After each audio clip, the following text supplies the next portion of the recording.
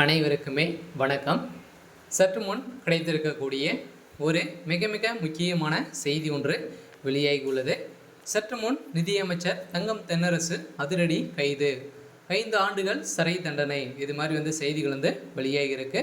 So இதை பற்றி தான் இந்த வீடியோவில் நான் முழுமையாக பார்க்க போகிறோம். ஸோ ஏற்கனவே பார்த்தீங்கன்னா நிதியமைச்சர் தங்கம் தென்னரசு அவர்கள் பார்த்தீங்கன்னா சொத்து குவிப்பு வழக்கில் ஏற்கனவே சிக்கியிருந்தார். ஸோ இதன் அடிப்படையில் தான் இந்த வழக்கை பார்த்தீங்கன்னா மீண்டும் விசாரணைக்கு ஹைகோர்ட் எடுத்திருக்கும் நிலையில் தான் இந்த வழக்கை இறுதி தீர்ப்பாக வழங்கியிருக்கும் நிலையில் அமைச்சர் தங்கம் தென்னரசு அவர்கள் அதிரடியாக கைது செய்யப்பட்டு 5 ஆண்டுகள் சிறை தண்டனை வழங்கியிருக்கும் நிலையில் தமிழகத்தில் திமுகவிலும் பார்த்திங்கன்னா ஒரு மிகப்பெரிய பிரச்சனைகள் இருக்குது. இதை பற்றி தான் இந்த வீடியோவில் நம்ம முழுமையாக பார்க்க போகிறோம்.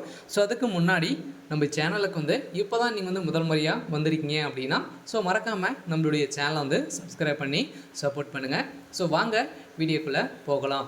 ஸோ பார்த்தீங்கன்னா ஏற்கனவே பார்த்தீங்கன்னா அமைச்சர் தங்கம் தென்னரசு அவர்களும் KKS ராமச்சந்திரன் அவர்களும் பார்த்தீங்கன்னா சொத்து குவிப்பு வழக்கில் ஸோ அதிரடியாக மீண்டும் வசமாக சிக்கியிருந்தாங்க இல்லையா. ஸோ இதை தொடர்ந்து தான் பார்த்தீங்கன்னா சொத்து குவிப்பு வழக்குகளில் இருந்து அமைச்சர்கள் சாத்தூர் ராமச்சந்திரன், தங்கம் தென்னரசு ஆகியோரை விடுவித்து ஸ்ரீவில்லிபுத்தூர் நீதிமன்றம் பார்த்தீங்கன்னா ஏற்கனவே பிறப்பித்த உத்தரவின் அடிப்படையில் ரத்து செய்திருந்த நிலையில் உயர்நீதிமன்றம் இந்த வழக்கை விசாரணைக்கு இருவரும் அடுத்த மாதம் நேரில் ஆஜராக வேண்டும் என இன்று உத்தரவிட்டிருக்கும் நிலையில் பார்த்தீங்கன்னா அதிரடியாக தங்கம் தென்னரசு அவர்களும் KKS ராமச்சந்திரன் அவர்களுக்கும் பார்த்தீங்கன்னா இறுதி தீர்ப்பாக ஸோ இப்போ பார்த்தீங்கன்னா முடிவு செஞ்சிருக்கிறதாக ஒரு 5 ஆண்டுகள் சிறை தண்டனை வழங்கணும் அப்படின்ற ஒரு நோக்கத்தோடு பார்த்தீங்கன்னா உங்களுக்கு தப்பு செய்திங்க தண்டனை அனுபவித்தே சாக வேண்டும் அப்படின்ற மாதிரி தான் ஸோ உச்சநீதிமன்றம் அதிரடியாக இறுதி தீர்ப்பாக வழங்கியிருக்காங்க. இருந்தாலும் ஏற்கனவே பார்த்தீங்கன்னா அவங்க கடந்த 2006, 2011 ஆண்டு காலத்தில் திமுக ஆட்சி காலத்தில் பார்த்தீங்கன்னா தமிழக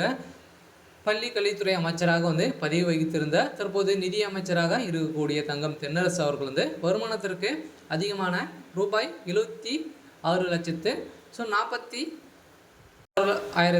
ஸோ 46,433 அளவுக்கு சொத்து குவிப்பில் ஈடுபட்டதாக அவர் மீதும் அவருடைய மனைவி மீதும் மணிமேகலை மீதும் பார்த்தீங்கன்னா விருதுநகர் மாவட்ட லஞ்ச ஒழிப்புத்துறை வழக்கு பதிவு செஞ்சுருந்தாங்க. ஸோ இந்த வழக்கை அடிப்படையில் பார்த்தீங்கன்னா மீண்டும் ஏற்கனவே 2012 ஆண்டு காலத்தில் இந்த வழக்கை பார்த்தீங்கன்னா ஸோ விடுதலை செஞ்சுருக்கும் நிலையில் இப்போ திடீர்னு பார்த்தீங்கன்னா இந்த வழக்கை மறுஆய்வு செய்த உச்சநீதிமன்றம் இவருடைய வழக்கில் இறுதி தீர்ப்பாக அரசுக்கு ஏற்படுத்திய இழப்பாக பார்த்தீங்கன்னா நிறைய சொத்துக்களை குவித்திருக்கும் நிலையில் இப்போ தங்கம் தென்னரசு அவர்களுக்கு ஒரு தலையில் ஒரு மிகப்பெரிய இடியாக தான் விழுந்திருக்கு. ஸோ இதன் அடிப்படையில் தான் பார்த்தீங்கன்னா வருகின்ற ஸோ 28ஆம் தேதிக்குள்ளே இவருடைய வழக்கை ஒட்டுமொத்தமாக முடிய போகுது.